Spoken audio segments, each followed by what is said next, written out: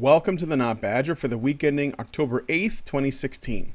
Here, thanks to our privileged straight cis men who are trying to work off the guilt from their crimes of historical and felony oppression, we have compiled a collection of funny, interesting, and hopefully useful clips from most watched shows. Enjoy the spoils of their hard work. In Polecat Cast number 80, we talk about the news of the week, including Portlandia feminist bookstores, playboys in hijabs, and a boy who has been arrested for talking to a girl on YouTube.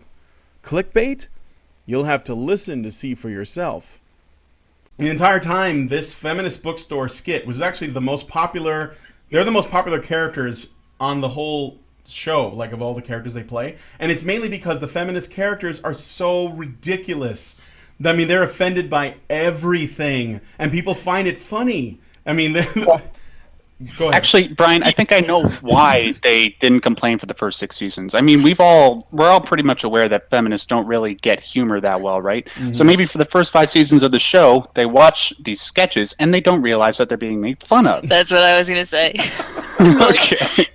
Feminism has become a po of itself. They probably thought it was a positive portrayal and just now figured it out. Yeah, maybe. We've gone from useful idiots to useless idiots. I'm gonna go ahead and ask you to stop using your finger. Imagine letting somebody film a parody of yourself in essentially your home, your business that you own for 6 years and not realizing that it was a parody. Yeah. The bad thing is that just means that they really are like that. Teen boy is talking to a blonde, blue-eyed American young girl on YouTube. Teen Arab boy is arrested for it. Oh my God. Yeah. So how's that privilege going? So, yeah.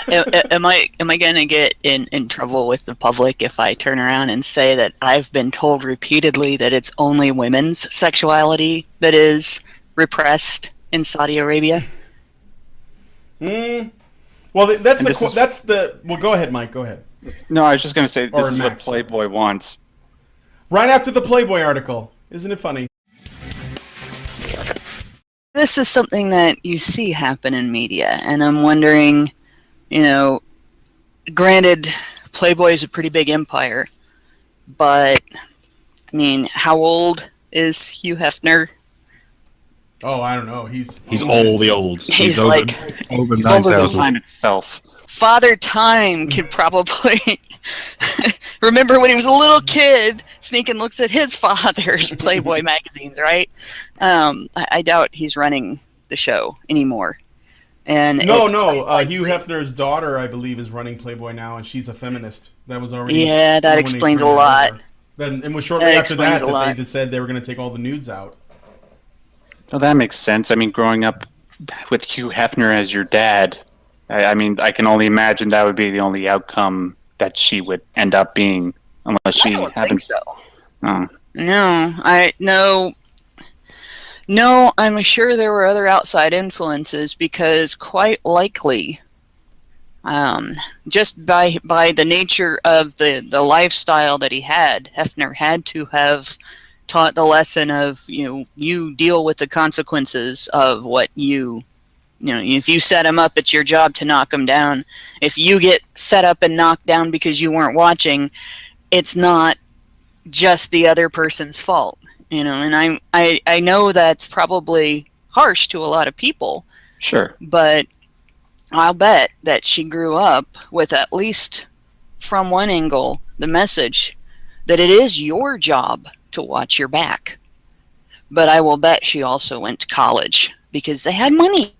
Lots and lots of money. And kids who grow up in wealthy households get some kind of a degree or another, or they go to something along the modern lines of finishing school. I don't know if finishing schools even still exist anymore, but they go to something like that. They don't just go straight from growing up into business, and it's quite likely that she got exposed to feminism in an academic setting, which is why she's going the Islam is wonderful route. But no, I'm thinking of this, and I joke about getting in trouble for saying that, but the thing is, it's been a rather big deal on Twitter for me at least. Anytime, except for the very most recent time when I simply posted a link to a news story about a Saudi princess's behavior. Anytime I mention that oppression in under an Islamic regime is not limited to women, but that bad things happen to men and boys there too, it seems like I get a flood of social justice types calling me a misogynist for saying so. Mm-hmm. And then you get stories like this that come out, and you wonder who's going to stand up for this guy. I mean, it's great that there's people standing up for Saudi women. There was a short time where I was under the impression that Twitter was censoring the "Stop Enslaving Saudi Women" hashtag. And it was because it looked like that's what was going on, but I've since learned that it was just being mass reported. Twitter wasn't censoring it, but there were people who were opposed to what was being said in it who were mass reporting people for posting to it. But it would be wrong to censor that. Even if I disagree personally, I disagree with focusing just on women. I think it's great that they have somebody to stand up for them. But who's standing up for boys like this young man? Here's a 19-year-old gets arrested for talking to a girl. Who's going to stand up for him? There was a time where feminists did not want to talk about men's issues at all. They didn't even think that they had any because they were privileged. Then, this is just the pattern that I've noticed. As men's rights activist voices have grown louder, feminists' abilities to dismiss, defame, and smear them have not been working out because more and more people are starting to talk about it. And they're also simultaneously getting a little sick of feminism. And then suddenly, feminism decided that it did care about men. But, with a caveat, the way that they think that men could be, that men need help is that they need to be saved from themselves, because all the problems that men have are still a product of their masculinity, essentially it's the patriarchy hurts men too narrative. And they're just doubling down on it. And now they're saying that masculinity itself, I mean, there was a video that was released recently called Unboxing Masculinity by this one guy. And he was really small, and then he became really popular because he made a lot of these unboxing videos, and they're all just based on false narratives and bullshit. And he did this one unboxing masculinity. They've stopped calling it toxic masculinity now. They're just calling it masculinity. So the thing is, they're demonizing masculinity itself. Like there's something wrong with men. They're just broken. They're not like women, I guess, or they're not the way that they think they should be. And now this stuff is getting into colleges, and they're basically creating spaces for men to go to feel bad about what they are and try to adjust their behavior. It's repulsive. I went through for another show and researched the term toxic masculinity, and I traced its usage back to writing by Raewyn Connell, who at the time of writing about toxic masculinity, at the time of coining the term toxic masculinity, Raewyn Connell was Robert Connell, and apparently averse to being male and averse to masculinity. And I looked at Connell's early writing on masculinity, and in particular set of writings where that term was kind of coined as a feminist use of the term. And it pretty much mirrors what Andrea Dworkin has to say about men and masculinity. And the more I've looked at it, I think the reason that feminists generally don't, like, you can find the phrase toxic femininity buried in academic feminist journals and stuff, and little caveats here and there to, oh yeah, there's toxic femininity too.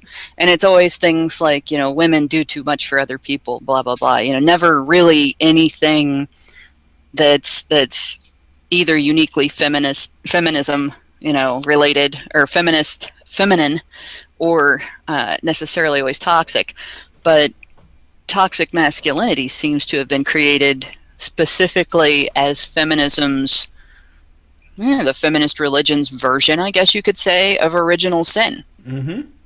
And it's, without feminism, you can't be a good person if you're a man, because you were born evil. So you have to accept feminism as your personal religion, and your feminist professors and the feminist women around you who tell you what they want of you as your personal saviors, or you're stuck in this eternal trap of your original sin of having been born a man. And it strikes me, it's the perfect thing for a guy to write if he's going through a crisis of identity, where he's averse to masculinity and averse to being a man, and is in the future going to transition as a transgendered woman. And it's not saying that trans women are bad. It's simply saying that his aversion, and now her aversion to masculinity, does not necessarily translate into an accurate description of either masculinity or toxicity. It's simply what Connell was going through when Connell was questioning Connell's identity. And, buying into things that Andrea Dworkin says about men is never a good idea. I went to a small college for a couple of years that was more of a private school, and it was a school anybody could go to, but it was started and run by the Mennonite Church. You didn't have to be Mennonite to go there. You didn't have to live like a Mennonite to go there, although it was a dry campus and there was no smoking on campus. But there was a thing that we all had to go to as freshmen. It was called Forum.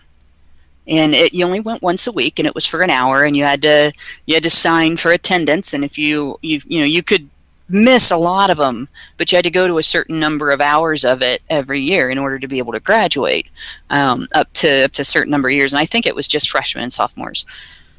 But a lot of the students went as much as they could. And it really, they didn't say this, but it was about learning good character. And it wasn't geared towards gender. It wasn't geared towards religion. It wasn't geared towards any characteristic, any demographic. But it was about being a functional person in modern society in a way that would be helpful to other people and helpful to yourself, will make your life easier.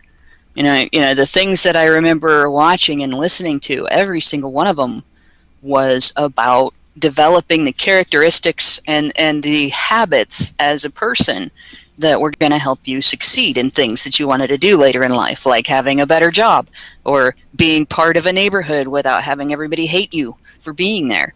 Just normal human things. Mm-hmm. And stuff like that, like feminists hate stuff like that. They hate that stuff because it's very often attached to religion. And it's not necessarily a religious thing. You don't have to be religious to want to be a better person. You don't have to be, in fact, you don't have to be not religious to be a bad person. I've met some religious people who were wonderful and some religious people who I never want to see again in my life. But this was geared towards, at a time when you're developing your adult self, helping you to develop a better adult self. Well, this toxic masculinity shit is exactly the opposite. It's not about character building. It's about tearing the person down. It's not about helping them find community with their neighbors and learn skills or even just habits that'll help them in their job later in life. It's about telling men that they can't be good people and still be rugged. It's about telling men that if they have wants and needs, that they must be hurting someone. And telling men that if they care about themselves, that they're being selfish towards somebody else without even considering that maybe they're caring about themselves last, without even considering that maybe some men are naturally rugged, and that ruggedness doesn't necessarily translate into violence. They have identified that a male is playing a female character, and they've called it transmisogyny. But I'm like looking up a definition for this, and it's really kind of hard. It's like patriarchy. You can't nail it down. I suppose saying nailing transmisogyny probably counts as transmisogyny too. That's also rape culture. Kind of.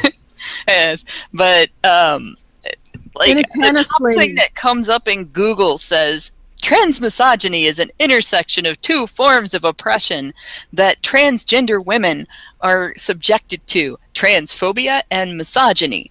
So that doesn't help, because I don't know what makes it unique from misogyny without it defining it as unique from other misogyny being transphobic. I think the word transphobia might actually, or transmisogyny might actually be a transphobic term. What's the fundamental difference, do you think? Between well, someone who's transitioned from male to female experiencing misogyny versus someone who is a natal female? None, really. Well, first of all, I don't think that a lot of the, I mean, wherever you stand on whether or not a person can be trans, most of the flack that men who believe that they're women or who transition to presenting as women get is because they're men, or they're perceived to be men by a greater society, and they're perceived to have shirked their duties as men to women in the most fundamental way, and appropriated those kinds of privileges that women get, which is provision and protection. In particular, feminists, right? In terms of how they see them when they've transitioned. Well, I mean, at least trans-exclusive feminists, if you want to split multitudes I'm sure there's a portion of pairs. of every sort of all kinds of places in society where they don't like trans people, but only in feminism do they get their own particular name that legitimizes it. They're called TERFs. Yes, and if you run them over, you get turf toe. But no, it strikes me that the use of the term transmisogyny itself is transphobic, because it's separating trans women out from other women. Yep. And if these intersectional feminists have to have a separate category for trans women apart from other women, and a separate category for them being oppressed apart from other women being oppressed, but it's a category that they term misogyny, and they can't have the same misogyny that other women supposedly have, are they really accepted in that community? You know, now that's not to disparage what Allison said. Allison's point is a really great point, because the truth is what's being described there is not misogyny, it's misandry. Well, it's the expectation that men be held to a certain standard of behavior, and if they don't, they should be subject to physical punishment. Playboy was about catering to men's interests. Yes. There was no doubt about that. It was specifically towards catering to men's interests, and this is a full frontal assault on men being allowed to have something catered to their interests. We just got told that it hurts women for something to cater to men's interests, even if there are women who want to participate and it's all above board and nobody's agency is being denied in the course of it, and everybody is getting to make their own choices, and anybody that wants to say no can say no. If men's interests of any kind are being served here, it's hurtful to women, and a woman has to come in and tell all you guys that there needs to be a case to end it. It's just social justice invading everything like video games. You'd think the first places they'd invade would be the lad magazines like Nuts and Zoo, but no, the first places they got to were Playboy and GQ. What does that tell you? I've seen this throughout history. This competition between women who are sexual entertainers and the prudish women who are jealous of the attention that they get, of the money that they make, and who end up shutting them down. And what ends up happening is the prudish women make themselves out to be victims of the situation, and then they pair up with male politicians to sign in laws to prevent women from engaging in this kind of free sexual expression. And so it's going to, at some point, feminists are going to probably influence male politicians to sign in feminist obscenity laws. And then generations from now, we will be enforcing, there will be male security officers enforcing these obscenity laws on everyone else. And we'll have forgotten where the fuck they came from. And then men will be blamed once again for taking away the boobs. Mm-hmm. It's Puritanism. At the end of the day, it helps to facilitate the Islamization of the West in a major way. I've always said it. The feminist hardcores in this instance have much more in common with Islamists than people give them credit for. Essentially, this is that totalitarian social micromanagement. Could it be because she's authoritarian social micromanagement that I was talking about before? Could it be more severe because she's not? Well, first off, probably not a Muslim, definitely not Arab, a white girl from America. And she's showing some cleavage. Could those things also be a part of it? Well, it's a weird sort of situation because usually they do give a bit more latitude towards women who, not women who are necessarily of a lower class, which would be like South Asian, Filipino, Pakistani, or any of the other women that they import as slave labor. But white women tend to be perceived almost like a higher class, at least when you're not talking about the ones who are into the whole infidel religious persecution shit.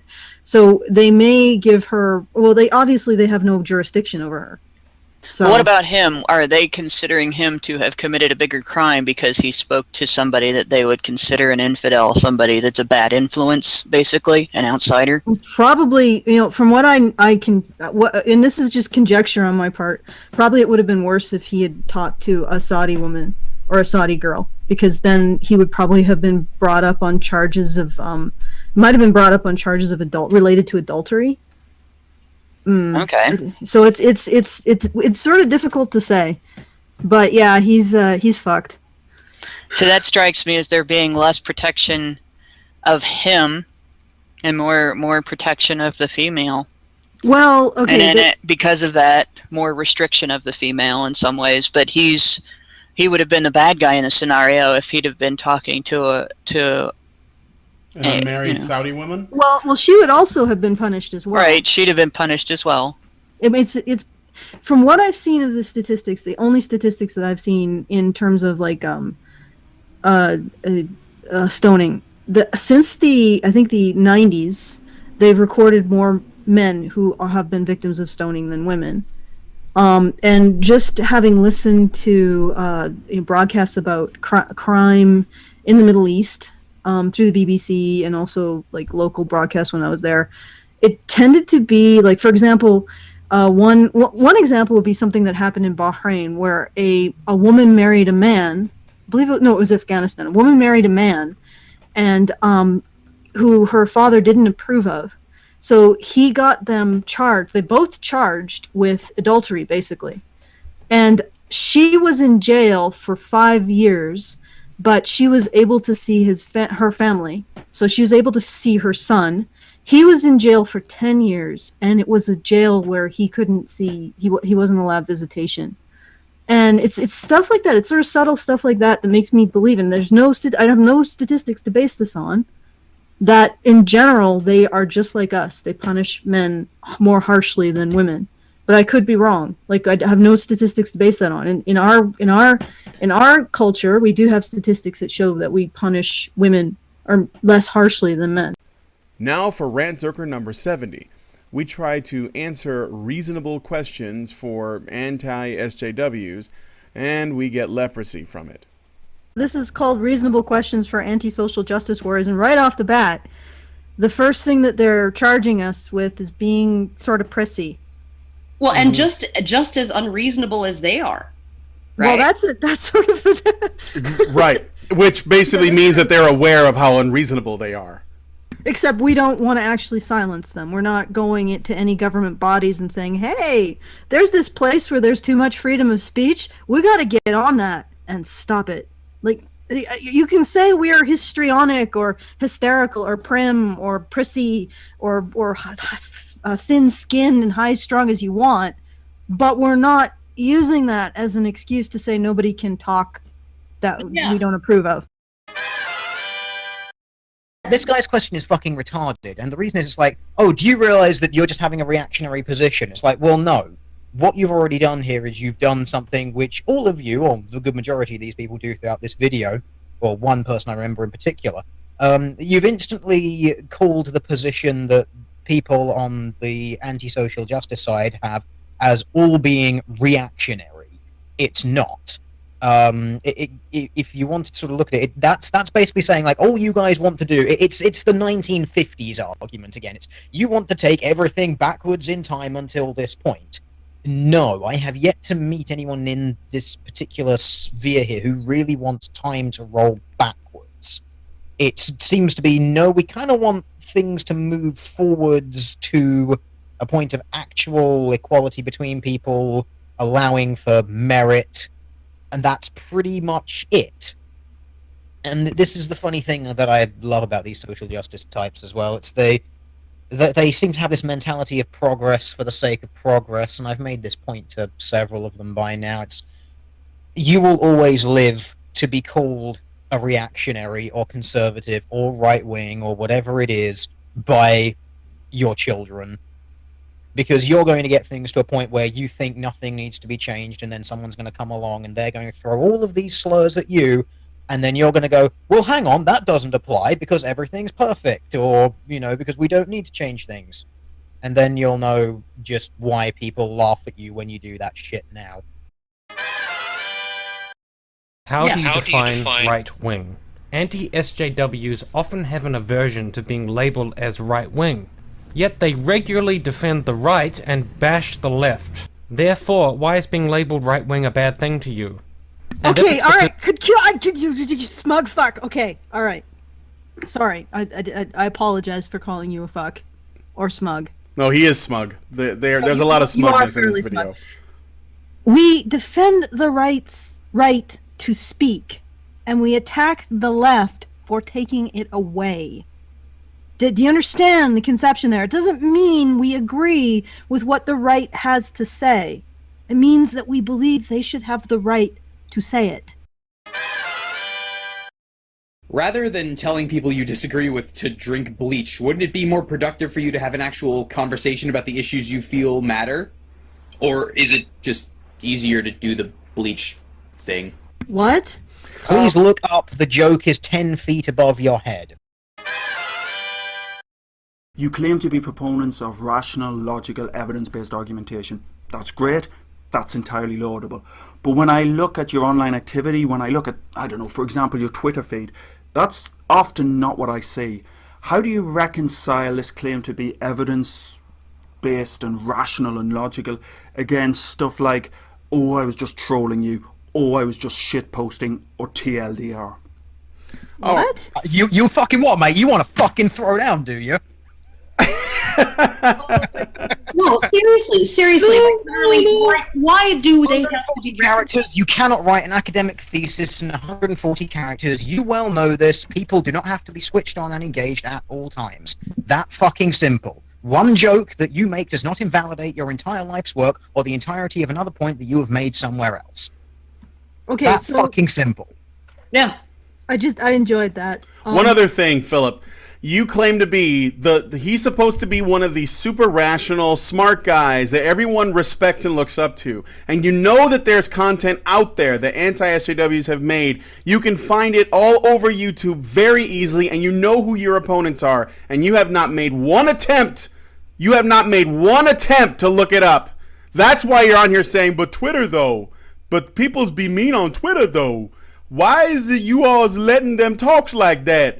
I'm a smart guy. My people's not mean.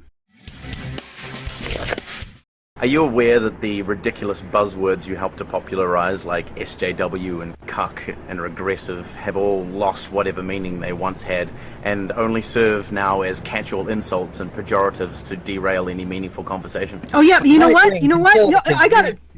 Alt-right, neo-reactionary, rapist, rape apologist, Racist, sexist, homophobe, transphobe, ableist. Go on, Alex. All of these words that you use as pejoratives to shut down arguments. Fuck you, Mike. You're a cunt. Okay, all right. Also, he looks like I don't know. That entire ensemble. I think he's wearing a toga. But it looks like an American flag disguised as a toga, or some kind of flag. It's a little 70s porn sort of going on there. But okay, all right. I just want to say this. Everything you say, we coin, and personally, I don't use regressive cuck, or I do use social justice warrior because I thought that you guys decided you want to call yourself that. But anyway, is actually the terms that we use refer to behaviors or aspects of belief systems. What you use and overuse and have rendered meaningless, you've just sort of stretched it until you just stretched it till it's this shapeless mass, are things that were once very important and useful. Now, I'm not so sure about misogynist, but misogynist, there are genuine woman haters. Rapist, you see the difference here? These are words that you have made meaningless through overuse, and they are needed words. You've glommed onto these words and you've turned them into nothing. This is how you know that we're dealing with collectivists, because they think that the actions of one, especially when it works to their advantage, is reflective of the entire group. We have one example of one person whose views not everyone agrees with, and definitely not 100% if they don't outright oppose him on many, many things, who got drunk and disorderly and attacked a cop, served his time, and nobody defended him. No one made a video saying that it's not fair, or that, he just identifies as a drunk, violent man and he should be allowed to have that identity, or anything like that. Nobody defended him. Nobody stood up for him. And that's the one thing that this guy could bring up to say, this is all of you, is this one incident of this one man that did this one thing one time, and he's somebody that not even everyone likes.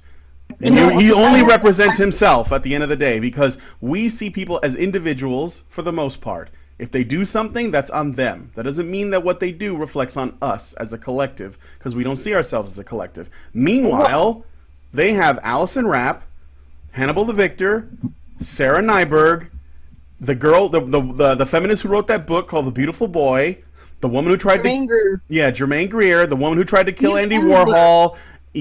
All these other people that have done things.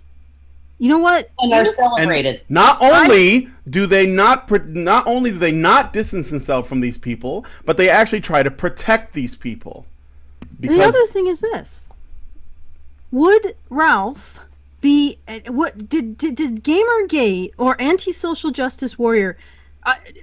Do you think that his beliefs or his engagement in the community, or I think he was more feeding off of the community, do you think that if he didn't have that, do you think he wouldn't have ended up getting arrested for drunk and disorderly? That's what I was saying, is that this entire incident has nothing to do with his politics. Why is it that this feminist represents all feminists, but this men's rights activist doesn't represent all men's rights activists? Whoa, wait! Sexism all of a sudden? Ladies and men are different? So we're supposed to punch men and not hit ladies and open doors for men, but not ladies? Fuck you! Get out of my face, you tiny piece of shit! What?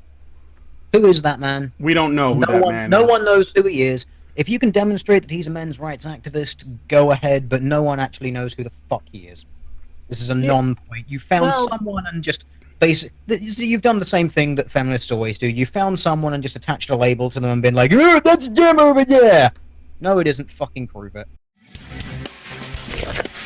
Why am I continually asked to answer for the views of feminists if I agree with feminism's overall aims, but don't agree much with those particular feminists? Does that mean that I can ask you to answer for anybody who labels themselves similarly to you, even if you don't agree much? You just asked us to answer for people who aren't even labeled similarly to us, and we don't even know if they're labeled similarly to us. This is what we have going on in Canada. From establishment feminists, feminists who have power, feminists who are able to demand national, federal inquiries into whether a judge should still be on the bench, right? Even after he's apologized, even after he has said he was wrong because that's the only thing that would save his job, right? And somehow, you know, we're supposed to like just complain about the issues without complaining about the feminists. So he basically says that first you have the real problems, whatever those are, which he puts in quotes. Then you have the things that feminists tend to complain about, which is sexual assault and racism. Well, part of their examples. And apparently that's considered whining. And then what we do, according to this guy, is we whine about number 2, which is feminists whining about number 1. So he says you're whining about number 2, which is not enough like number 1, which are real problems beyond things like sexist air conditioning and the ways in which, rational discussion is also sexist and irrational when it comes to social justice. No, that's not bullshit. That's a real article that was written by a real website. But what I would say then is, if we, in your mind, are complaining about other people who are not complaining about anything that's real, then are you in fact complaining about us, complaining about other people who are complaining about things that aren't real? Does that put you then 3 degrees apart from real problems and therefore at a greater or an even lower tier than us? And then by me pointing that out, would you then see this video and then think that I am 4 degrees under that because I'm complaining about you, complaining about us, complaining about people who are complaining about shit that's not real? I don't know. That's a rabbit hole that I'm like not really wanting to go. I'm the dude complaining about the dude that's complaining about not real problems. So we're going to move on because this guy is trying to say that what we're doing isn't important, even though Honey Badger Radio spends at least a couple of shows a week talking about real problems. You would know that if you watch them. Why is trying and failing to debunk a study into sexual assault the #1 priority for a rational thinker now? Because those studies are being used to eliminate due process protections for men. Well, we don't try and fail, we try and succeed. We succeed in pointing out why the studies are bullshit and wrong, and then people like you come along and just like, oh no, but you failed because... On Ermagerd Zerker with Doge and Bunny, we look at what nice feminist Liana K has to say about improving gaming culture for women, because God knows it needs to change. People are asking, why isn't Liana K on the stream? Well, we would love to have had her on. We have tried to invite her many times. However, without drudging up too much drama, ever since the Calgary Expo, Liana K made a video about it. She was very uninformed. She made some assumptions. She jumped to some conclusions, although admitting that she didn't actually have all the facts. Karen did not appreciate that, made some strong comments in the video. Liana took them very personally, and she has since said that she would not come on Honey Badger Radio as a guest unless Karen issued a formal apology to her for hurting her feelings. And I'm not saying that to be mean. This is just the fact of what happened. And of course, if you know Karen, she will not apologize for anything unless she is actually wrong about something. So, with that said, we don't have a Liana K. However, we are hoping that Liana will be open to coming on sometime because, frankly, I'm always welcoming new faces on the show.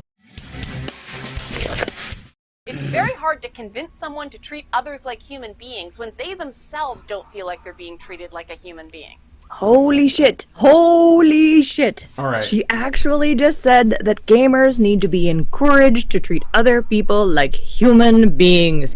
And this is how you get gamers to treat other people like human beings, as though we don't do it already. Right. She also partly validates the concept of punching up by saying punching up is still punching. Essentially saying I understand what you're doing, feminists, when you say we're just punching up.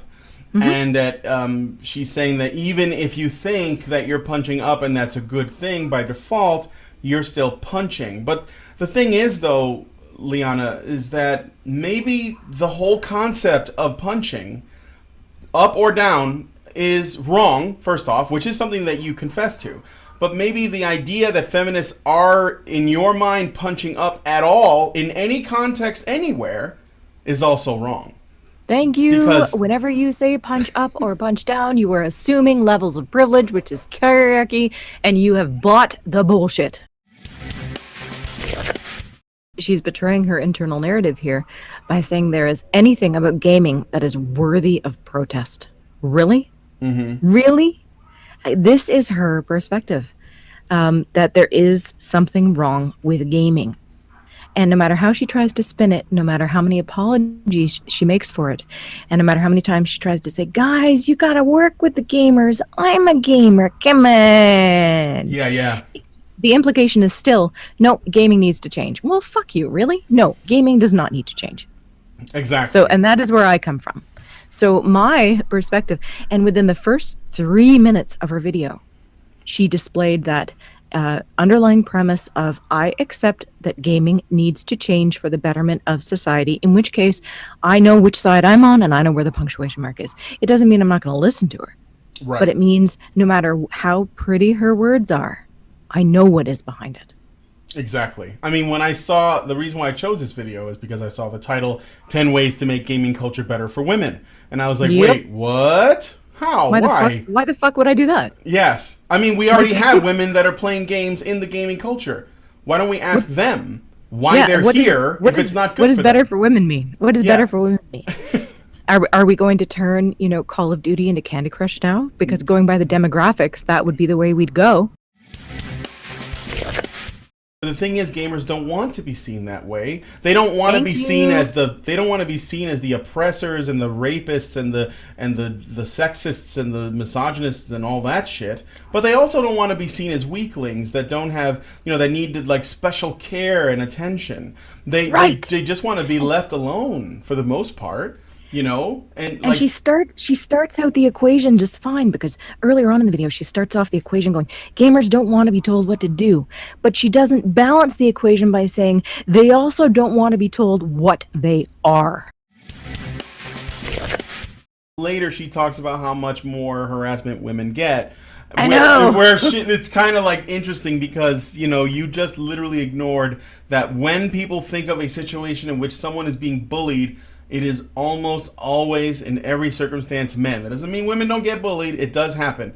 But when you think about it, like when people imagine when bullying moves on to violence, or even if it's just someone who is long suffering, it is usually a man. Even in her cartoon example, she shows a boy pointing at another boy. Exactly. How many women have been accused of being basement-dwelling leg beards who do nothing but play video games, right? Yeah, it doesn't really come up. You can't even get laid, and you don't shave, and you smell bad, and all you do is game. Yep. No, some of the biggest bullies does not happen. Does not happen. Yes, and some of the biggest bullies these days of those groups of people who are mostly men and usually framed in the context of men comes from feminists and the gaming press in most of those cases, which of course she doesn't want to acknowledge, because any feminist that's acting in a mean way, that's coming from the dork side, that's not actual feminists, because she's doing it right. Yeah. Why should I care about you if you don't care about me? What a narcissistic, shallow, bullshit way of living your life. Really? Wow. I could not believe this when I watched it the first time. I'm like, did you actually just say that? Why should I care about you if you don't care about me? Well, number one, caring is kind of a fallacious word. What do you mean by caring? Do you mean doing something about? Do you mean giving a damn about? Number two, I have a strict, for me personally anyway, and I can only speak for myself, I have my ethical sort of canon of things that are okay and things that aren't, and they have very little to do with how other people treat me. Yep. There are things that are basic. Even if you're a shithead, I'm still going to do right by you, especially especially in medicine. Yeah, you can have someone who absolutely hates you, is spitting on you, is fighting you, and yet unless they say don't treat me, you treat them, because that is the oath you have taken and that is your ethical drive. That is what you do. If I based my life off of my level of being a decent fucking human being is relative to how decent other human beings are to me, I would be in prison. Not to put too fine a point on it. You cannot think that way. You have to put your own boundaries. You have to make your own decisions. And this is just such a facile way of viewing the world. Yeah. People should be nice to each other. And and the flip side of that, and the flip side of that coin is what she's saying is, well, if you're nice to me, I'll be nice to you. The flip side of that coin is, if you're nasty to me, then I can be nasty to you. And that is not no. that down that rabbit hole lies madness. I think her ultimate goal in this is to protect feminism. She wants to protect the label, and she wants to essentially be the she wants to be the one good feminist. She wants to be like a better. It's essentially like Anita was doing it wrong because she went to school and took gender studies courses, right, and became a journalist. So she has her flavor of feminism. She's carried it with her. She believes very strongly in it. Anita Sarkeesian comes along, uses her flavor of feminism to make hundreds of thousands, if not millions of dollars. Okay? This, of course, upsets everyone in the gaming community. And then when you have the Zoe Quinn thing, and then Gamergate happens, and then you have the gaming press, who also have a lot of feminists and a lot of angry ones, and they're going after the gamers as well. And they're all using the same buzzwords and the same talking points to bash men, white people, gamers, and so on. Liana K sees all this happening and likely thinks to herself, this is not the feminism that I signed up for. I don't like all this fighting. Why don't these people stop fighting? I know. I'll make a series of videos that basically says, look, I'm a feminist, but I'm one of the good ones, like Christina Hoff Sommers. I'm on your side, and I'm here to help you. But ultimately, the reason why I'm doing this is because I don't like the way that feminism is being portrayed. I don't like the way it is, and so I'm going to try to fight to essentially protect the label of feminism, because I don't want to let it go. It defines who I am. It's a part of what I am. I need this label. This is something that I see over and over and over with people who end up arguing against what they consider the fringe radical feminists while trying to protect what they have and calling it feminism. But ultimately what they're doing is, they're not doing it because they really care about the issues.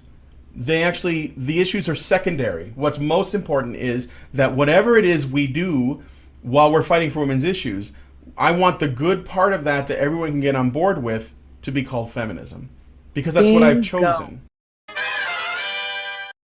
The problem might not have anything to do with you need to appeal to a wider audience of people who you are actually risking the original audience to attract, because you might take stuff out of it that they like, but rather the developers have some notion in their head that this stuff is really important, whereas many people would just jump into a game like Dark Souls, not know what the story is, and enjoy the shit out of it. So, maybe that's the issue. Maybe it's got nothing to do with women aren't being considered for the product. Because you could try to make a game appeal to women, and it will still, you're taking a risk because you don't know if it's going to work, and they may still be like, well, this isn't really what I want for whatever reason. And at the same time, you turn the male gamer audience off because they're like, this isn't like the franchise used to be, because something has changed. If you try to make too many people happy, you're going to end up making nobody happy. And that's sort of a truism, as I've observed. And the last thing I wanted to say, because we got to get on, I'm going to member Barry just for 2 shakes. Do you remember Barry back when you couldn't complete games? Do you remember? Went on forever? Yeah. Do you remember when there were games and you'd be talking to your friends like, yeah, I couldn't beat that last boss. Neither could I. And this is no longer a thing. because there is always a way to win the game, and then you move on to the next one and you buy it. There are games in my collection that I probably still have never completed because after like a year of trying with that final boss, I just said fuck it. But do you remember back when that was okay? When it was okay to leave your players going, fuck you, game, fuck you, I can't beat you, what is wrong with you, Mike Tyson, punch out. And that was what you did. So, but not anymore. You gotta let them win. I never finished Katamari Damacy. That's the one I never finished. She's saying that because women control more of the spending, then that means that they will buy more games. Seriously, does not compute. No, that does not necessarily add up. Just because women spend more money doesn't mean that they're spending it on games. What it means is they're spending it in. If they're spending it, they're likely spending it in their own interest. But usually they do it in a more of a nest building kind of framework. So if you have a wife and she's spending more of the money, she's probably spending it on house stuff and herself stuff. Many women didn't want the vote back then because they liked the idea of not feeling responsible or accountable for what that might mean. Also, many of them knew that the vote meant going to war, and maybe they didn't want to do that. There is some peace of mind that you get knowing that somebody else got your back, and that could be part of it too. Granted, there were women that also wanted the vote legitimately. Of course. But to assume what they wanted back then and how essentially you're coming from this place of, well, they didn't know that they really wanted the vote because they were just not as, developed and as advanced as we are. They were clearly more primitive. It's not really fair because you don't really have the context of the time period. So, yeah, I mean, there are probably a lot of men that didn't really want to go to war, but they had to go. That doesn't mean that they wanted to go. So. I think you are very charitable, Brian. Yeah. I think it's less about not having the context of the time period and not getting off your arse and reading conflicting data so you have a broader perspective. Because you don't have to dig very deeply to see newspaper columns by women who were against the vote for women. Yeah. So this is real basic stuff, right? Oh yeah. If you want to talk about specifically suffrage, then let's talk specifically about suffrage. But to say that, well, the expectation that women didn't want to vote, well, what about the ones that didn't? So this is, and again, she's just like, pew. We all know the infamous case of Jian Ghomeshi, the faux leftist entertainment personality who apologized for sexually inappropriate behavior against a female employee to avoid a second trial. Here we go. Yeah, I can't believe she actually used Ghomeshi. Oh, what are you thinking? Oh, bad move. This, and again, cards be tipped right there. Like, if you are actually using Ghomeshi as an example of anything going right on your side or wrong on your opponent's side, you have failed. You have not. Yeah. Mm-hmm. This is not one of those things you should use. Yeah. Because there's so much going on there that you're just going to look like an idiot. And she's Canadian, right? Yes, she is. So she fucking knows the whole story.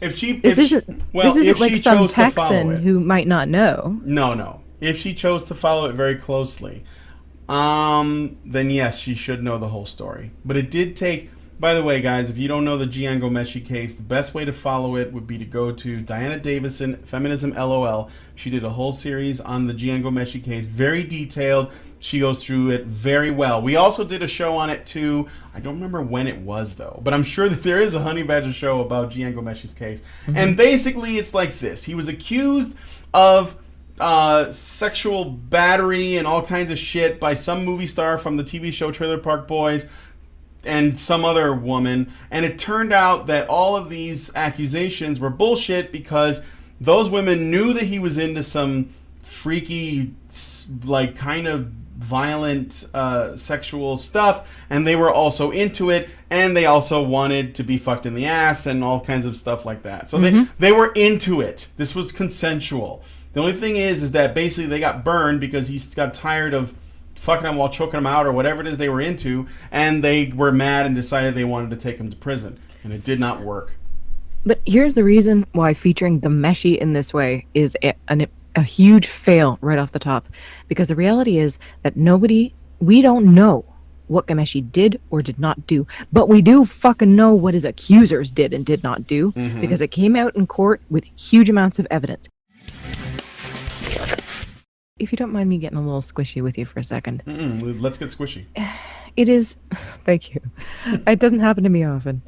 It actually legitimately terrifies me that how I feel about something could put someone else in jail or in custody, could cost them their job, could cost them their livelihood. Because I'm not perfect. And I do lose my temper occasionally. And I do feel wronged occasionally when later it turns out that it was a misunderstanding or a mistake. But as someone who tries to be ethical and is also aware of her own shortcomings, I find the whole, if you feel harassed, it was harassment. I find that terrifying to me as somebody, again, who is attempting to not be evil and destructive. Because all it takes is one slip on my part, and I could ruin your life. Or any other man's life. And I'm not trying to make it all about the women. I'm trying to say that I think more women should consider the position of monstrous authority that we are placed in, and if they really trust themselves with that. Because I'm very disciplined, and I don't trust myself. People who are enacting policy and law that are signing off are just responding to whom they believe to be their constituents. The people who you really want to change the minds of are the people who are on the ground, like just regular folks that actually go out and vote, and they decide on what their belief systems are. And those are the people that you want to talk to, and they don't respond well to like crazy ass, like passive aggressive and otherwise really angry kinds of messages that usually comes out of protest. Look at PETA, for example. They're not going to change many hearts and minds talking about the meat industry in the way that they do. So Let me go ahead. It's true, and you've inspired a thought in the sludgy murk of my brain meats. I'm actually, I had this spark of feeling actually empathetic toward Leanna, because if you look at how many times in this video that it's almost self-referential to, hey, I'm still a feminist, I'm still an activist, guys, I know you're going to be all over me, but this is what you need to think about. It's like she has to keep straddling the line of, well, just because I'm not shitting on gamers doesn't mean I'm not a feminist. And what a terrible position to be in. I'm actually seeing things a little from a different perspective now. I wonder how many more times in the video she has to go back and say, but feminists, I'm totally still with you, and you guys, I'm totally still on your side. It's just I'm just being nice to these guys, right? We're just it's kind of having to go back and forth to identity politicking. And it just came to my mind, and I'm like, why is she doing this? Why does she feel the need to give a shit so much? And yet everyone, male or female, seems to have some story about not feeling like they belong. Maybe that's welcome to the human race. Yeah. Are you kidding me right now? Not belonging? Nobody, this is the grand secret that needs to be told to every child, right? Because you watch TV and you see these great little cliques in Dawson's Creek. I'm dating myself right now. Dawson's Creek. Yeah. For my life. For my life to be over. I'm impressed. See, we need the Badger Shop Quartet. We need the Badger Shop Quartet. You can do the falsetto now. That would be amazing. Okay, I'll do the bass. And I actually have some good real estate down there. I'm not kidding. I know. Yeah, but no, what was I talking about? Dawson's Creek. They see these kids and they all belong, and they have these great relationships and adventures. We are, not to get all black pill or nihilist or anything, and I don't mean it this way, but we're all alone. We all feel lonely. None of us belong totally, ever. And selling this lie that because somebody says, well, I don't feel that I belong here, it's somehow somebody else's fucking fault. No, it's a matter of life. And that's why when you do find people who are loyal and who you are loyal to, and you have common interests and you have fucking fun together, and you can trust them to whatever degree you require that, you hang on to them with white knuckle grip as long as you can, because they don't come along very often. It wouldn't be a Honey Badger stream if we didn't piss somebody off. Apparently, I just got a private message through Twitter that Liana K is aware that we were making a video about her, and she made, I don't know if these are tweets or what, but she wrote a few things. Well, I just found out that the Honey Badgers are doing a live attack on my video tomorrow. Do you know anything about this? Oh, they're doing it right now. Awesome. Okay, I watched 30 seconds of it, and it's just twisting my words and attacking me personally. These are the people you've associated with. Actually, I think we were pretty careful not to attack her personally. And we put at the beginning that we are not attacking her personally. We are simply saying that that for me anyway, that her premises are flawed and the way she's phrasing things is contradictory. And yeah, I did make a comment about her boobs, which may have been. Did we? It may have been. I did. No, you didn't. You're a good dog. No. I know that, but I mean, I don't even remember when you talked about that. And by the way, I mean, I don't think Liana K has a problem with her boobs at all. If I gave the impression that it was a personal attack, that's probably a style thing. I don't know her well enough to do a personal attack. There are people that I'm familiar with enough that I would feel confident doing a personal attack, but she isn't one of them. I just don't pull my punches much either. No, I mean, like I said, I wasn't interested in... I generally try not to make personal attacks against people that I argue against. Sometimes I do it for fun because, you know, I'm frustrated, I want to blow off some steam, but I don't really wish any ill will on anyone. And just so you know, Liana, if you can get through the rest of the video and want to watch more of it, I will still say that if you ever want to come on the show and talk to us, we will be very nice, and we will want to entertain your ideas. But I'm not going to hold my breath because I don't think you like us very much. Moving on to Honey Badger Radio number 74, we talk about the long and winding road to the Red Pill documentary. With the release of the film coming out tomorrow is reflect back on the way the media has covered the men's rights movement in the past. So I have this PowerPoint for you guys. I know you love PowerPoints.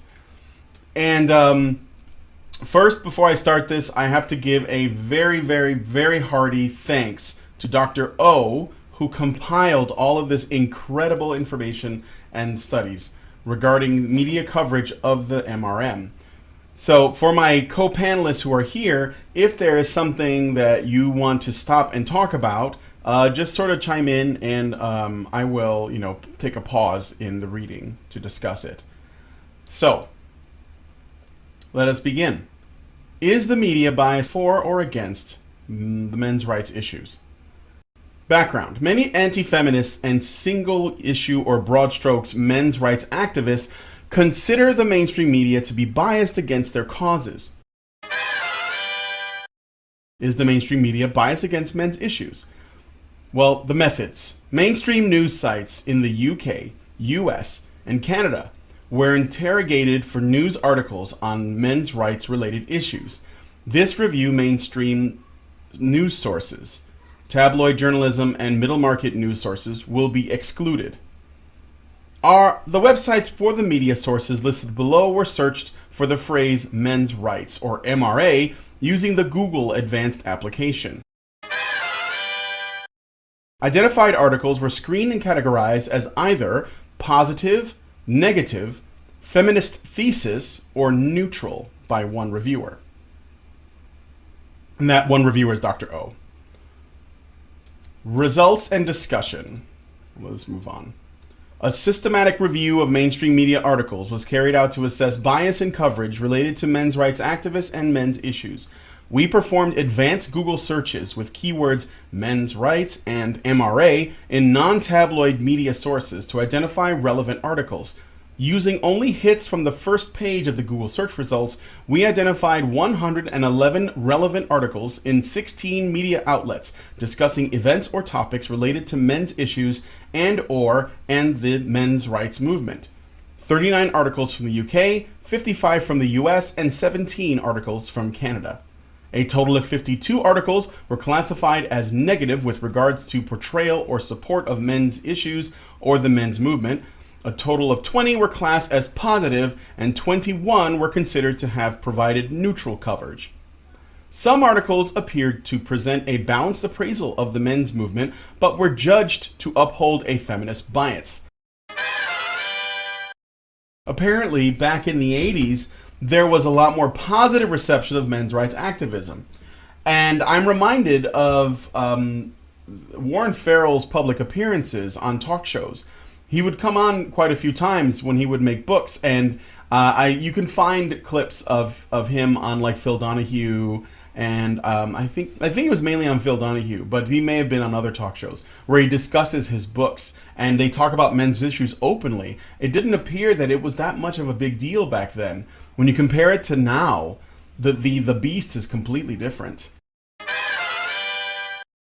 Before 2006 or so, the men's rights movement, there weren't very many people out there. Like if you said the men's rights movement, they'd all, what? I never heard that. You know, what are you talking about? Is that a joke? You know, and that was it.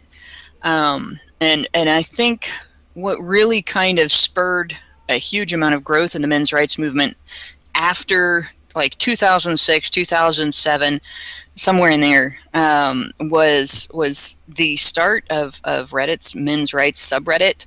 The fact that a voice for men started to come into prominence, the fact that the National Coalition for Men started to get noticed and have more of an outlet, and it was really social media that made that happen, because men's rights activists started networking with each other more, and there were more younger men coming into the movement, and there were more men who were unaware of the movement prior that became aware of the movement. And then there was also a bit of an explosion in the last probably 5 or 6 years of people becoming more aware of restraining order abuse under things like the Violence Against Women Act in the United States and similar legislation in Canada and the UK and Australia. And there are other areas where this is happening as well. I believe it's happening quite a bit in Spain as well. And that stuff started coming out. It became impossible for the organizations that are supporting it, which is the domestic violence industry, the grievance industry. It became impossible for them to hide that was going on just as much as support for actual victims is happening in that industry. In fact, possibly more. And so that's probably one of the reasons why opposition to the movement started to get ramped up, because once the movement started talking about it, and the layman outside any gender issues, politics discussion, any people who just don't think about this stuff most of the time, they started talking about it, and all of a sudden it became a threat to the incomes of the individuals who make their money in that industry by not caring about whether they are supporting a woman who is actually being abused or a woman who is using false accusations to get custody of her kids.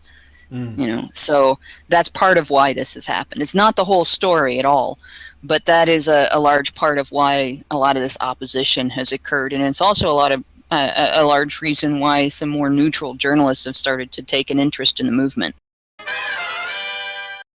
I hate to be disparaging there, because Kathy Young's been a great supporter of Gamergate, and sometimes she has terrific things to say.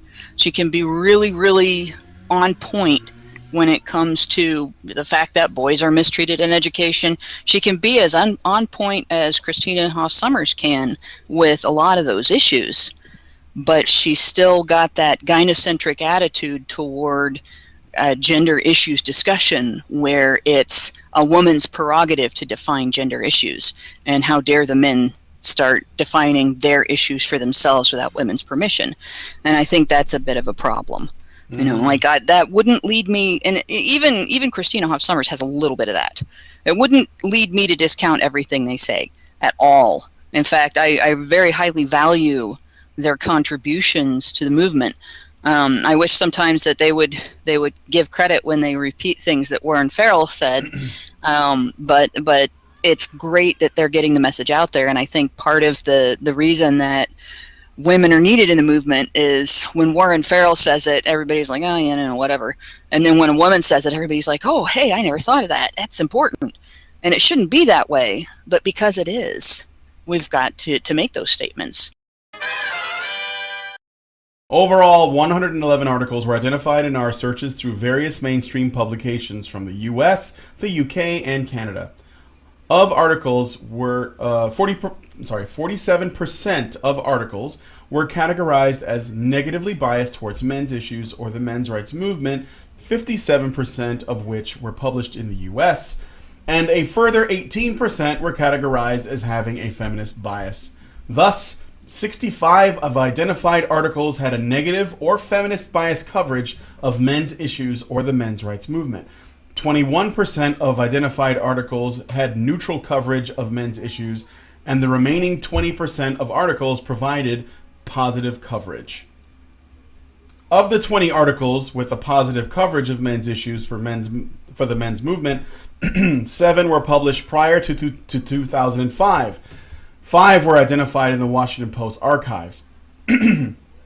5 articles deemed neutral and 1 deemed negative were also published prior to 2005. After excluding these articles, only 13% of articles, 13 out of the 98, shows the men's movement in a positive light, and 70% of articles portray them with a negative bias or through the feminist lens. Another important distinction to make is with regards to news sources. Only the Telegraph in the UK and the National Post in Canada routinely publish articles on men's issues with a supportive angle. Vice UK appears to make a distinct effort to publish negatively biased articles on men's issues. No articles published in Vice UK were neutral, however. One long-form piece by Alex Brooke Lynn provided positive coverage of the honey badgers. Thus, in recent years, 2 in 3 articles published in mainstream national news sources, excluding tabloid covering topics relating to men's issues or the men's rights movement in particular, have done so in a negative way or with a strong ideological feminist bias.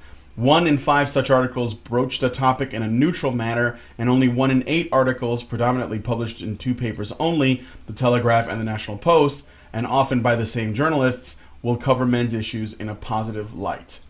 Hannah. I want to point out, when the honey badgers came out in support of Gamergate, Vice magazine changed the title of that article that Alex Brooke Lynn worked so hard to be neutral on, and she worked very hard to engage in honest journalism, and I really kudos her. She came into it with an open mind, and you could tell she was struggling with some things that, she had a little bit of cognitive dissonance going on there, and she was struggling very hard to take a neutral look at us and what was going on at the conference and who the men's rights movement is and everything. And they totally crapped on all of her effort, just totally marginalized this woman in order to demonize us, because we came out in support of Gamergate. And they changed the title. I can't remember what they changed it to, but it was something in terms of us supporting rape or being pro-rape or something like that. I think it was MRAs believe rape victims deserve it. That's what it was, yes. Female MRAs. Yes, nothing. Offhand joke about rape. Or someone mentioned rape once. They even did a subtitle for it. Yeah. But yeah, you're right. It was female MRAs think rape victims deserve it. And that wasn't her original title, and she was very, very good about, she had criticisms and she had an interest, and she was very good at being neutral and being thorough in her coverage of us. She took a lot of heat for that. And like I said, they totally marginalized this excellent female journalist just to demonize us for coming out in support of Gamergate.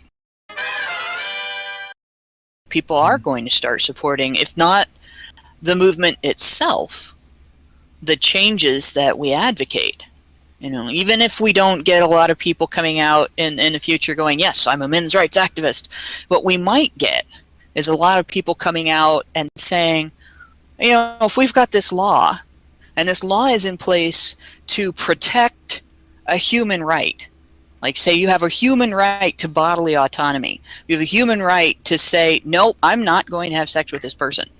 And they have to stop, right? And this law is to protect this human right and to create a penalty for anyone who violates that human right.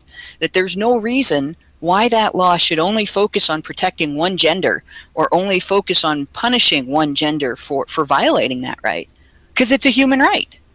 Everybody's human. Yep. All of their rights should be protected. You know, people will be able to do that. People will be able to understand the value of having both parents in a child's life.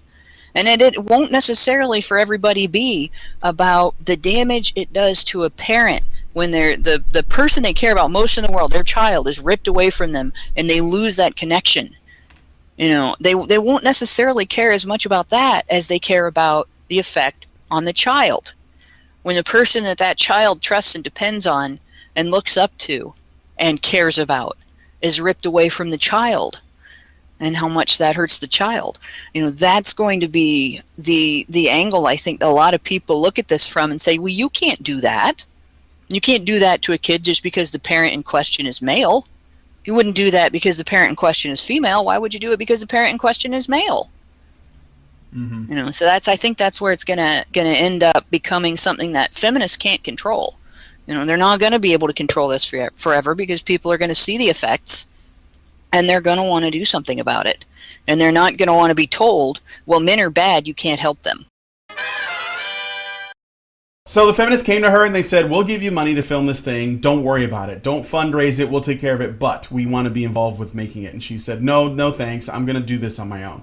And there was a point there where she almost quit because she did not have nearly enough money. I think she had barely 40 or 30 or 40% of what she needed. And she only had a day left of funding. So it didn't look like the movie was going to happen. And then, for whatever reason, Milo Yiannopoulos decides to write a piece about it and tweet it out and essentially call out to his fans and listeners and readers to consider donating to the Red Pill. And Milo is not an MRA. He's a diehard conservative. He probably has problems with MRA. So it wasn't because he has a bias towards them. It was probably more so to take the piss out of the feminists, but who knows? I don't want to assume anything. But in one day, Cassie J's film got funded completely. Actually, not only that, but well over what she needed. And she was able to make the movie. So we have Milo to thank for that in many ways. And of course, she has a couple of really big donors that made the film happen. So you see this is, in a way, it's like it's an example of the shift that's happening. Whether people are doing this because of their anti-feminism, where they just want to stand in the way of feminists, and they think that, you know, MRAs picking up ground is a way to do it, or if they genuinely believe in men's issues, or some blend of both, you are seeing a paradigm shift, or at least the beginnings of one. And I hope that the Red Pill is not, obviously, I hope it's a success, but I also hope it's not the last of its kind. And also, it's worth pointing out that in Cassie J's video about this whole funding story, the feminists that she spoke to also recommended Dave Futrell as the ultimate resource on understanding the men's rights movement. And David Futrell is actually the person who wrote a hit piece about Cassie J, making a great many assumptions and accusations towards her and her motivations.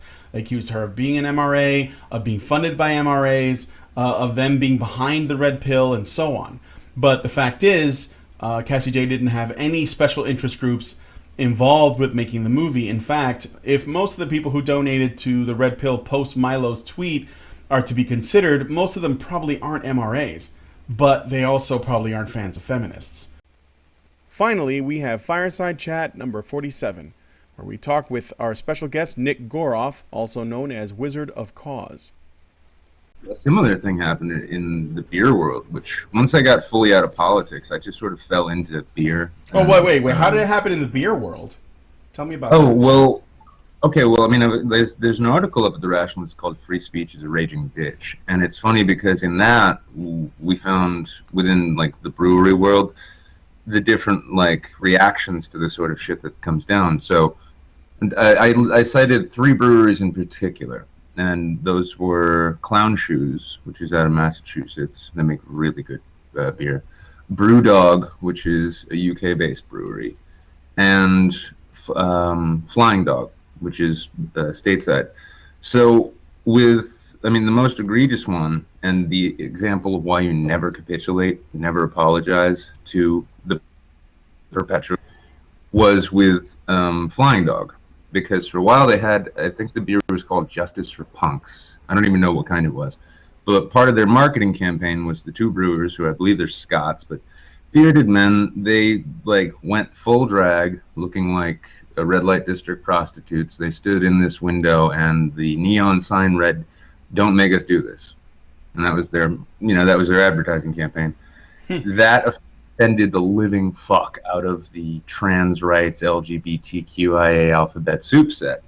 And they launched a massive petition calling for the end of the campaign and apologies. And Brewdog, as a brewery, is, they're pretty left-leaning, they're pretty liberal, they're brewers, it's what they do. And so to make amends for this, they made a beer called No Labels. And it was had a rainbow label on it, and it was kind of a cool concept, because they were trying to make up, saying that wait, this isn't hateful, we're not making fun of anybody. And they took this hop strain, which changes its sex just before harvest time. And so they said, this is actually a transgender beer, and we're going to donate 40% of the proceeds to Queerest of the Queer, which is like a queer activism group. And even then, Stonewall came back and said, well, that is still offensive and exclusionary because not all people identify as binary. And then you had Clown Shoes. They had a Belgian IPA, Belgian-style IPA called Tramp Stamp. And I wrote a review on that one. I had a lot of fun with the name. But yeah, the outrage scene showed up and demanded that be changed. So they changed that. Then he came to Flying Dog, and it's another Belgian IPA. It's called Raging Bitch, and it's a really nice beer. But it's got Ralph Steadman's artwork, because he does all the art for all the labels, and that's the famous artist who hung out with Hunter Thompson and did all the illustrations for all of his works. Okay. Well, Steadman drew for this beer, it was like this very acid, trippy-looking, angry dog, and you can see dog teats and what looks like a dog vag, and it's called Raging Bitch. And the state of Michigan declared that the beer's name and label were obscene. Now, whereas everybody else capitulated to whatever outrage mongers came around, Flying Dog basically said, no, fuck you. They went to court, and when they got to the Sixth Circuit Court of Appeals, they won a victory saying that their First Amendment violated and that the state of Michigan was liable for lost sales. And they took the money they won from that settlement, and they opened a bunch of free speech societies and banned books clubs. So, the outrage machine, it tries to infect anything and everything it can get its hands on. But a lot of the more cloistered scenes, such as brewers and gamers and metalheads, people who create things, they're generally finding no, I'm not interested in playing this game with you. I'm not interested in pretending that your outrage means anything. We're living in a time where to become a part of some kind of massive protest, whether you're protesting Brexit or you're in Black Lives Matter or you're talking about bathrooms or whatever, or Halloween costumes on college campuses, where basically just becoming a part of some kind of protest gives you a cause, therefore gives you a meaning, and it's sort of trendy to do, especially as a young person. What are some causes that are genuine protest causes, or at the very least, if some of the ones I mentioned are worthy protest causes, what is a better way to go about doing them? Well, if they look to the old guard, they'd get they'd definitely get a good education on good tactics versus bad tactics. If you want to court public attention, if you want to begin a public argument, basically just starting the debate first is helpful.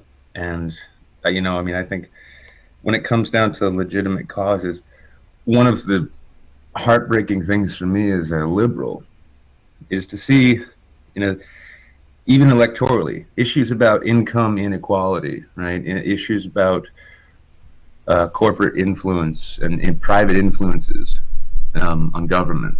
Real kind of classic liberal positions. And even when it comes to issues that Black Lives Matter could and should be talking about, they're not really making it out there. So, police and criminal justice reform, a great way to actually have a conversation about that is to, when you're staging things like, for instance, a march. Well, I remember with SCIU, we blocked up half of the road. That way we got the press attention. People could still get around. We weren't shutting the city down, and that wasn't the story. The story was some big event, weird, unexpected march and demonstration shut down Broad Street for like an hour, or half of Broad Street, and the police were directing traffic and all of that. And people were like, why is this happening? Oh, it's about security guards at Temple University getting a fair contract. Okay, well, that sounds like something. But if it had gone the way it's going now, with, we're going to shut this down, we're going to maybe smash up cars, we're going to, vandalize property, we're going to, occupy a private business or a public space that had next to nothing to do with what we're talking about, and we're going to shut down roadways, no one's going to give a fuck. No one's going to give a shit. And in fact, if they do find out, oh, that's organized labor, that's this union, well, fuck that union. Right. And yeah, it basically, like, having some level of consideration for the public, even if only because you want their attention and you want their respect for your cause. Because as it stands right now, most of these kids are roaming around basically saying, I don't give a fuck what you think. My idea is correct, and I'm going to demonstrate it by being a pain in the ass. You're not really getting anywhere. You're not enhancing dialogue. In fact, I mean, there's that kind of viral video of the Black Lives Matter barbecue where like a bunch of police showed up and then everyone just had a good time and had really good conversations. Contrast that with that time they tried to set a guy on fire. That, or alternately too, the time when like the National Black Lives Matter website, however authoritative they are, said that the welcoming of a dialogue and thing like a barbecue with the police does not fall in line with their aims. Like, what the fuck are your aims? It's the identitarians. They're too hung up on their own self-righteousness to be able to measure what is an effective and helpful tactic. Tell us a little bit about your child custody case, or that whole situation. I know that was one of the main reasons why Allison wanted to have you on, so we could hear your story about that. Well, that began, I mean, like a lot of guys, I've replaced the word accident with surprise, let's say. Never intended on being a dad, but hey, it turns out it's easier than you think to get started. And so, yeah, I mean, it was, at the time, it was just getting, so find out it was going to be a baby. All right. Got a better job, tried to get things together. Now, my daughter's mother beforehand did have some issues with anxiety, paranoia. And this all happened just as we kind of figured out we didn't like each other while we were dating. So, good and irresponsible, but it ended the way it did. After my daughter was born, what was postpartum depression, I was told by a social worker, had likely graduated to postpartum psychosis. And I came home from work one day to find she had just taken the baby and left, taken my daughter and just left, because she was living with me at the time. And before I could get any sort of contact with authorities, she got in touch with me saying, all right, here's the visitations for right now. So I walked into it trying to hope to like sort of mediate things,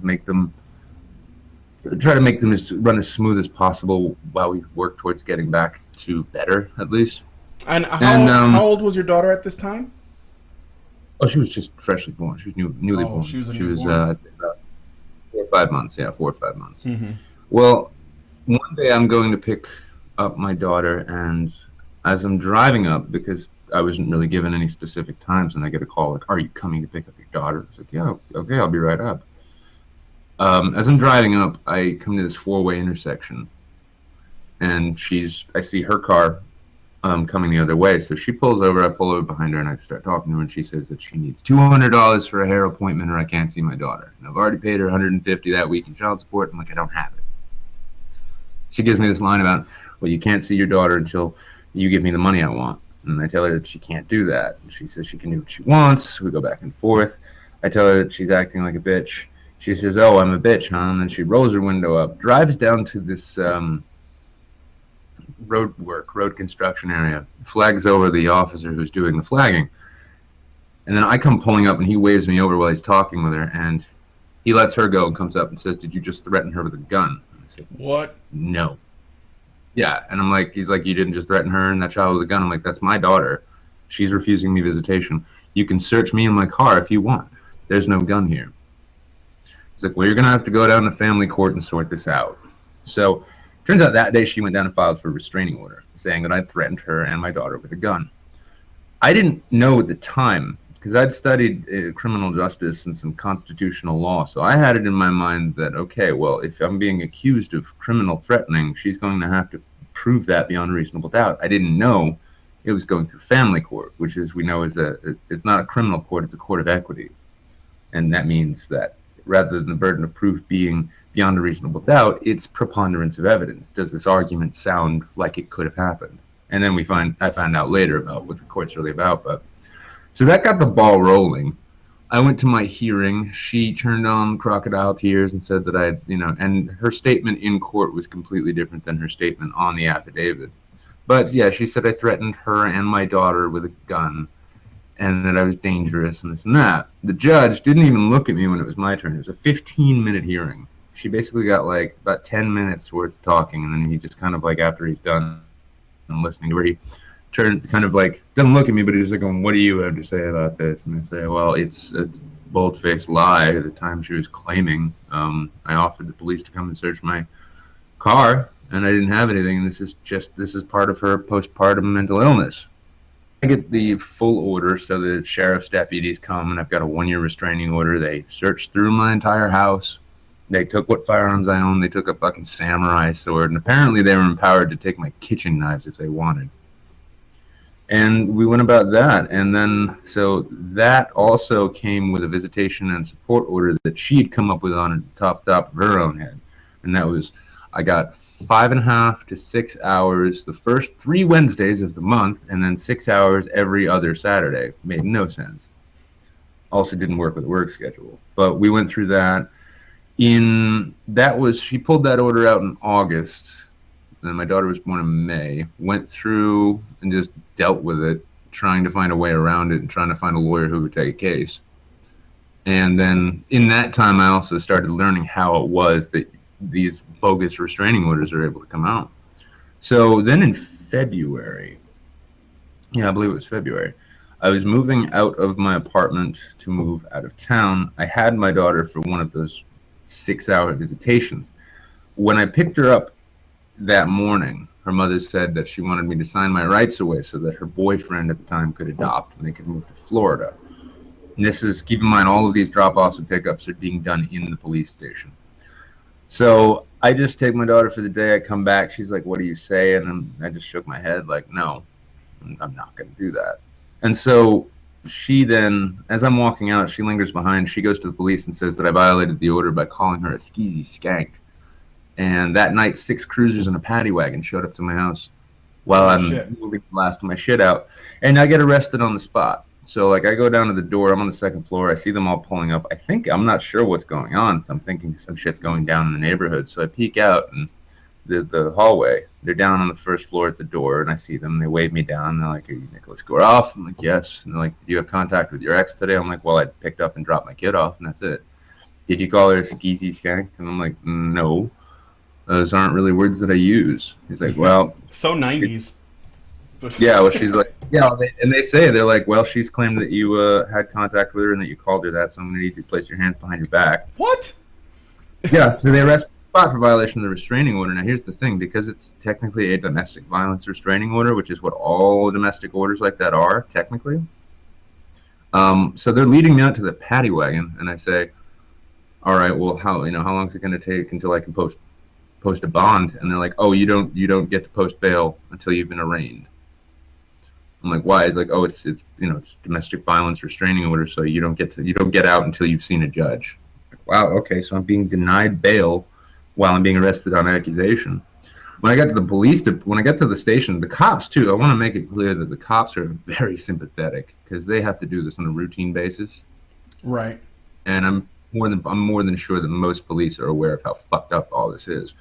So even while this rookie is booking me and taking my information, this like 6'1" ginger cop who like put me in the bracelets is telling me, hey, chill the fuck out, man. This guy's getting royally fucked right now. I'm like, okay. Sitting in the holding cell waiting for my transport to county because I'm being arrested on a Friday night, which means I gotta wait until Monday morning before I get to Saturday night. So I had to wait until Monday morning before I could see the judge. This investigating detective comes around and he's like, all right, so on the record, I have to ask, did you say these things? I'm like, nope. And he puts his folder down and he's like, okay. He's like, straight up though, off the record, did you call her this? I'm like, no, I don't use words like that. Honestly, I could be a lot more colorful if I wanted to. And this detective just shakes his head. He's like, sounds like a fucking cunt. Mm-hmm. And then he rolls off. So yeah, I get through the arraignment. They set my bond at like, I think $5,000. My bail was $5,000. Got bonded out. Had to wait 6 months to go to trial. Didn't get to see my daughter at all in that time. And during that time, apparently the child support order, despite the fact that I'd updated them saying I no longer have a job, I no longer have income, I need an adjustment, they refused to do that, and they just kept billing me for the child support order that I'd been issued beforehand. The entire 6 months I wasn't allowed to see, have contact, or know where she was, so I had no way of paying her. So finally we get to trial. Now, in trial, we're going to Superior Court. The prosecutor sees that it's a bullshit charge, and she says that she's willing to just basically dismiss it, null process it was what it was. But at the same time, while this trial is going on, while I'm supposedly like this big nasty threat, my daughter's mother didn't even show up to testify. So it got null process, but that same exact moment, she was down in the family division downstairs, filing the first of what would be around 20 or 30 accusations that I abuse and neglect my daughter. So this time she was saying that I refused to change or feed her. That one ended up getting tossed out. And that was actually the first time I got to see my kid in about 6 or 7 months, was when I had to go to that hearing. And because she was just then flatly refusing to let me see her. The judge naturally had no interest in that. He could give a shit less how much I'd seen my kid. He established a new alternating weekend pattern, said that I owed her $2,000 in arrears, and that my new support order would be this. Went through that, and then it was just routinely, anytime she was upset, I'd be accused of burning my daughter. I'd be accused of beating my daughter. I'd be accused of refusing to feed her, refusing to change her. I got accused of a kidnapping plot one time, and then she tried to have the police arrest me because I was 15 minutes late dropping her off one time in shitty weather. Wow. And it went like this, honestly, for 5.5 years. Just anytime she got upset, the court was more than happy to have her, hear her case and give her whatever she wanted. When it came to the last child support hearing, because I don't even get to go before a judge. If either of us files a petition in the court, we don't go before a judge anymore. We go before a court attorney who is a referee, they call them, and he advises the judge, but we never see the judge. So This last time, what was it? Yeah, the last time, and like the number of stories out of the court are obscene, but this one I thought took the cake. So I had a job. I had a job a short while for like a season with a restaurant because New Hampshire wasn't being too kind to me.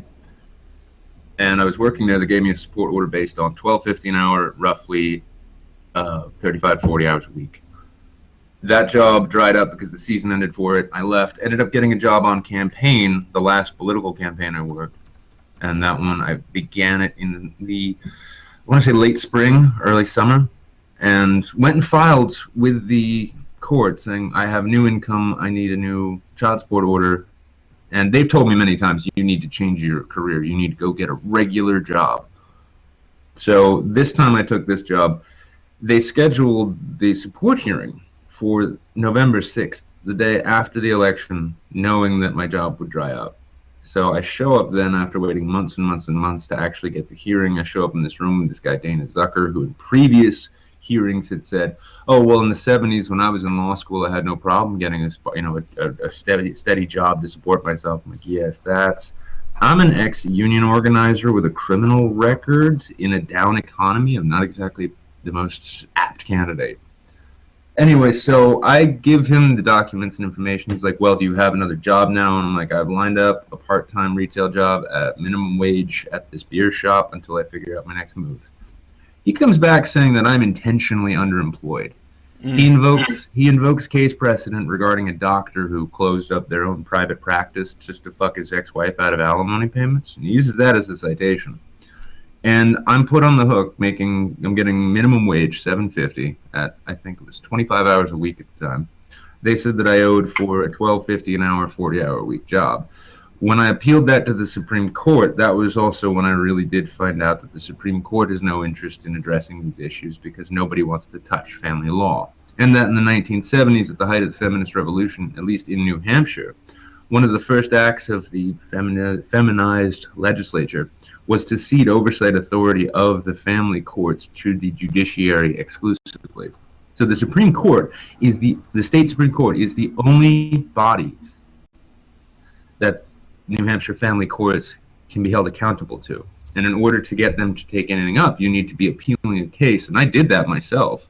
I think I filed something like roughly 70 pages or so in the different documents and the different highlights as to why this court was violating my rights. And the Supreme Court had absolutely no interest in hearing it whatsoever. So, yeah, what I've discovered, and this was, I guess, my red pill, was the family law system. It's that if you look into things like the Child Support Enforcement Act, you find out why these child support orders, like mine, come out, or why stories about men who maybe are a day late in payment but have been overpaying otherwise still go to jail, and why they're constantly sending men to jail. Out of Social Security, no less. Title 4-D of the Child Support Enforcement Act allots, I think, $498 million to each state if they can demonstrate that they are, quote, aggressively pursuing paternal and support orders. Now, there's no clarification as to what they need to be providing to demonstrate this. So if they can if they can throw a bunch of guys in jail because they couldn't pay these impossible orders, they can turn around to the feds and then say, see how aggressive we're doing this, please give us our $498 million this year to fund the courts, and we use that to fund the attorneys, and we use that to fund the judges. And it's the sort of reason why when it comes to any of these things, when it comes to domestic violence, you don't see outreach to males as victims. You see them saying, well, you're naturally prone to being a perpetrator. It's not just misandry at work there. These are federal funds which are taken, in this case, from the Social Security Trust Fund to reinforce these feminist laws which are built around these ideas that men are all abusive, we're all rapists, we're all dangerous to children, and that the only thing we can do for children is pay for them. Wow, dude. Yeah, Mike, you want to say something? No, I'm just taking the story. No, I've never heard it in full before. That's not even full. On the bright side, I can say that for one thing, relations between my daughter's mother and I have eased and cooled, and quite considerably in the last 2 years. She's now married, seems happy, but she's also even spoken to me saying that a lot of what she did to me in court, she was actually coached to do. And the funny thing, and the crazy scary thing I found about that was, I remember one time I was in the court filing one of my very many financial affidavits that they insist upon. And so you go up to the clerk's window and they give you the forms, and then they get the pen, and then you go and sit down at the little table and you fill it out there and turn it in. And when you're doing this, you're quite often seeing other people in there for their own shit. So like sometimes you'll see the nastiest divorce in the world coming through. You'll see cops like escorting people to and fro. There was this one woman who came in with a little child, I believe. And I remember while I'm filling out my form, I overhear her say that she just wants separation paperwork. They're going to begin the process of legal separation. They've been trying counseling and such, and it just hasn't worked, and it's time to call it quits on the relationship. Completely civil, completely calm. The clerk, I'm guessing, is instructed to alert the woman's advocates that hang out in the court, and I don't know if they're state funded or if they're non-profit funded, but they walk around with ID badges like they're officers of the court, and they're clearly not attorneys, or at least practicing. And what I watched is this one woman who was just trying to get separation paperwork. When she sat down to fill it out, this very clearly well-meaning sort of busybody type shows up and starts having a conversation with her. And she starts asking her things like, is he a threat to you or your children at all? She's like, no, we just couldn't make it work. And she keeps pressing this line. She's not actually trying to find out if this man is abusive or dangerous, because then she starts saying, do you think he could ever be? Is there any reason that you could think that you might have a fear? And then she starts telling her that, well, in the course of separation and divorce, if you have a restraining order against him, it gives you a serious leg up. And all you need to do to get one of those is just say the words credible fear before a judge, and they'll issue you one. And once you have that, the divorce proceedings will go much easier for you. You'll be able to get whatever custody arrangements you want and so on and so forth. And I'm sitting there watching this woman try and talk this woman who otherwise just wants to go through a separation, talk her into going down this road. And my own ex had told me that she had people from these like non-profit busybody types and these women's advocates telling her things that like restraining orders are excellent tools to use in these cases. And now it's at a point where she's even said, she's like, I don't want to go back to that court. They don't even know our daughter's name. They're constantly talking about her best interests. And she's even made some tacit apologies to me for what's going on. I'm just trying not to hold that. I don't want to live in the past with that. But the system itself is still so fucked. And to actually have somebody who was coached to do the things that she did explain that that's how she came about to knowing about them, it says a lot about the system and how it came together. I wanted to ask you how your daughter is now and how are things with her? Oh, there's a video of us on my channel, which I'm very proud of. But no, she's a maniac, and honestly, it's a sort of funny thing because a lot of I found even myself, I get so wrapped up in like the whole fighting aspect of things that I forget what it all really means.